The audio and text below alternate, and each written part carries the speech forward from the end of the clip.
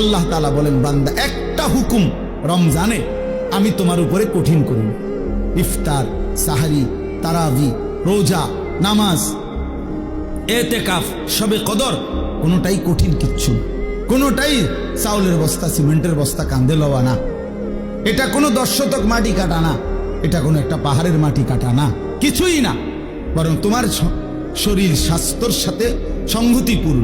আবার সুযোগও দিয়ে রাখছে, যদি প্রচন্ড অসুস্থ হয় ছেড়ে দেওয়ার অনুমতি আছে, লম্বা পথের মুসাফির হয় ছেড়ে দেওয়ার অনুমতি আছে।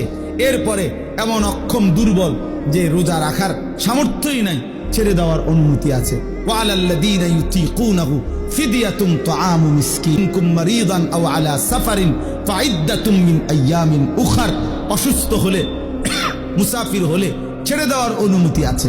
তাইলে আমি আল্লাহ তাআলা সুযোগ সুবিধা সব কিছু ঠিক করে দিয়েই তোমার উপরে রমজান দিলাম, কঠিন কিছু দেই নাই, তোমার প্রতি কঠিন করতে আমি চাই না। এখন তোমার কাছে আমার কথা, এই কথাটা শুনেন শুধু।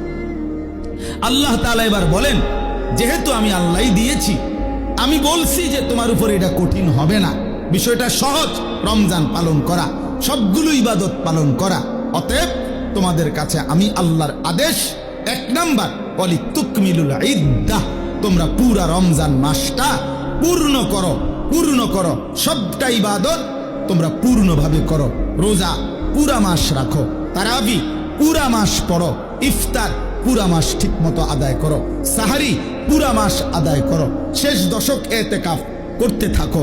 সবে কদর বেজর রাত্রিগুলো 21, 23, 25, 27, 29 আমার রাসূলের মাধ্যমে বলে দিয়েছি, শেষ দশকের বেজর রাত্রিগুলোতে সবে কদরের জন্য জেগে থাকো, দোয়া কান্নাকাটি করো।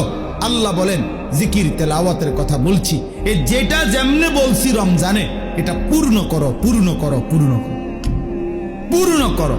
তাহলে আল্লাহ তাআলা চেয়েছেন যে বান্দা, এই পূর্ণ ইবাদত আমি তোমার কাছে চাই, সংখ্যাটা পূর্ণ করো, তুমি রমজানটা পূর্ণ করো। তাহলে আপনারা ইনসাফের সাথে আগে বলেন, এখানে আমরা যারা বসছি, প্রিয় ভাই নওজোয়ান বাবারা, যারা রমজানের প্রথম দিকে তারাবি পড়লেন, 10 দিন, 5 দিন, 1 সপ্তাহ, 15 দিন, এরপরে শেষের 15 দিন, 20 দিন যারা তারাবি পড়লেন না, এরকম অসংখ্য মসজিদ, যেই মসজিদে প্রথম সপ্তাহখানিক যে পরিমাণ মসজিদে তারাবির সময় ছিল, সপ্তাহ 10 দিন পরে রমজানের শেষ পর্যন্ত বাকিটা সময় ওই পরিমাণ ছিল চাচা?